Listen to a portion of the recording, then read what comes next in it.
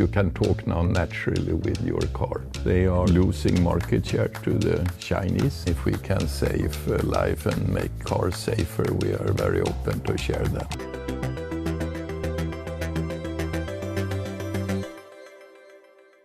Welcome to The Big Question, the Euronews series where we sit down with some of the biggest names in business.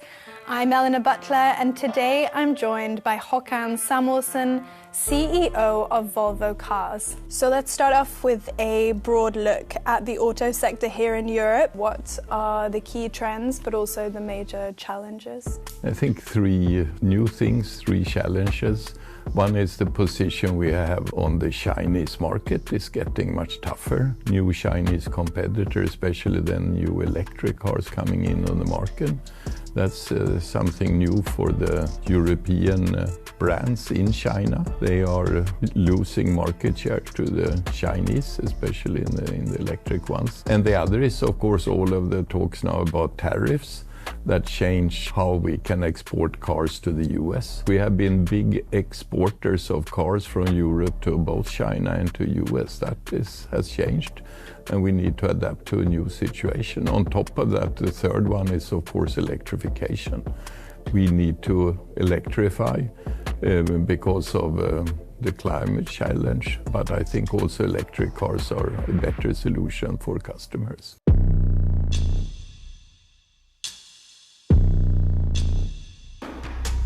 Back in 2021, Volvo announced that it would be all electric by the end of the decade. Now you've scaled that down, aiming for a 90% electric and plug-in hybrid mix by 2030. Can you tell me about that decision?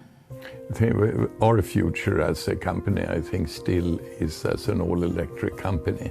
And what we see now, maybe we were a bit over-optimistic that this could be reached already 2030. I mean, in some regions, the charging infrastructure is not yet there. So I think we need to rely on the possibilities to drive on a combustion engine when you lack charging possibilities. So I think to have a credible end date for combustion cars need to be combined with a very credible date also for investments and expansion of the charging networks. Otherwise, of course, it will not be possible to be all electric 2035. And another of Volvo's major aims is safety.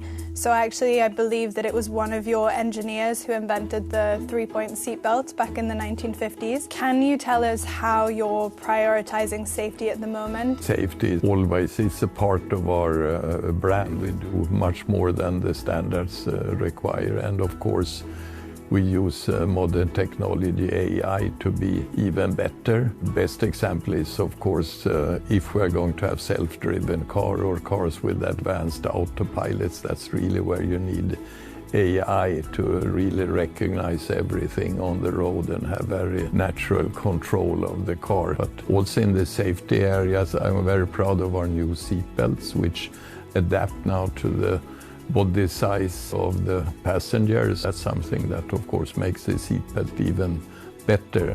And will you be sharing this technology with other firms, or would you keep it to yourself to support Volvo's competitiveness? No, I think we have an opinion of sharing that. I mean, if we can save life and make cars safer, we are very open to share that with anybody who wants to use it. Now, let's talk about tariffs. US President Donald Trump has put a 25% duty on imported cars and car parts. How is that affecting Volvo? It's very difficult then, of course, to export cars out of Europe, at least with the profitability, because cost increase, of course, when you bring them in. So we need two ways to react. One is to hope that the European Union could strike a deal with the US about a reasonable tariff system for the car sector. I don't think it's over-optimistic either to believe that there is a possibility for such a deal. But independently of that, I believe also we need to produce more locally.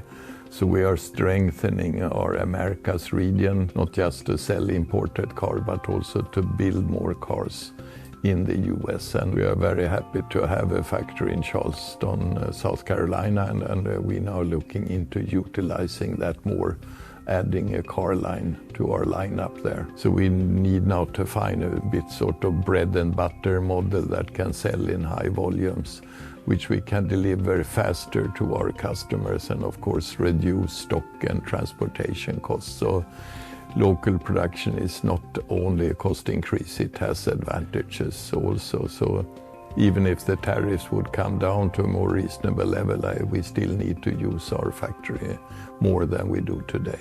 And Chinese EV firms are competing for customers in Europe, but are you worried that a glut of Chinese cars could potentially make their way to Europe if they are diverted away from the US because of tariffs? We will have very tough competition from new Chinese EV players. And then the sooner we get used to that and the sooner we start developing our cars, the better.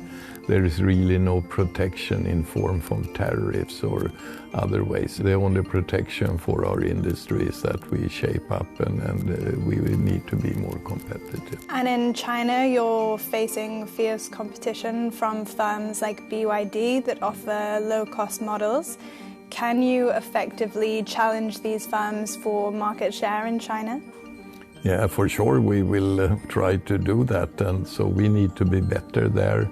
And I think to be better, we need also to make the business in China a bit more regional. We need to listen more to the local people in the region and adapt a bit to local habits and local taste, and also have some cars that are special maybe for the Chinese market. And looking ahead, how do you see the future of personal transport? Electric cars with advanced autopilots is both from convenience and environment a good solution for long-range travel, a very personal way of traveling. But of course it does not solve the problem with congestions on the roads. So I think we also, of course, need other concept. I think high-speed trains, for example, is a very convenient way of traveling long distances in Europe that has to be developed and expanded, I think. But looking into ours, electric cars with autopilot, we are well prepared for future convenient transports. Thank you so much for sharing your insights for The Big Question. Thank you.